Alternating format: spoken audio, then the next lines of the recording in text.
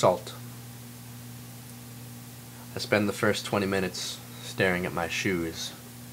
Salted, worn, old Boy Scout boots. They bristle like crystalline from the inside outward. You see, he didn't want to sit inside, else the watchers might see the salt on his cheek.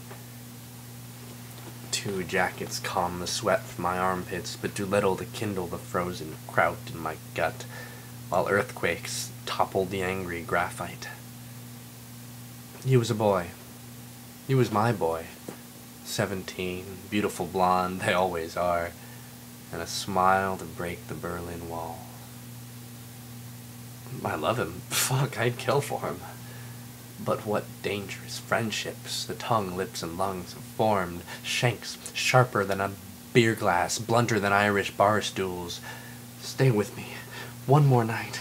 Please, please, please, please, please. I seem to amass delusions of salt mines and ironing boards. I can't seem to understand why it's so difficult to just bitch slap my future and education into the salt-streaked mud and spit and vomit on it a few times.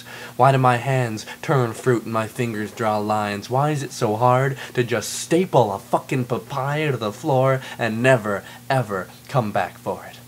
Throw it all away for love. No greater gift than love. All you need is love. Because I love him. Because my religion says a papaya can bleed. Because bongs and beers can't satiate the need and the loneliness and the damnable wheels. I glance at myself in the whirling mirror, where everything's written in English and Braille.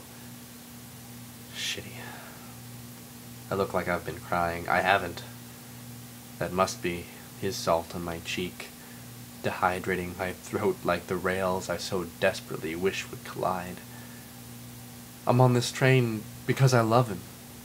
I can't hold his hand because I love him. I have to run and drive and hammer and bleed so I can make a name for myself, and only then can I call his breath from under mine and only pray that he hears. I'll earn a tattoo with his name in rhodomine. I'll write shitty poems about how trains are some metaphor for unstoppable distance and unstoppable love. And I'll write, please, please, please, please, please, because that's how sure I am. And how the moon marks the hour and my cell phone is dead as the air. Just enough static to make sure the door is left unlocked. I dial his number. I say, I'm sorry. He says, I love you.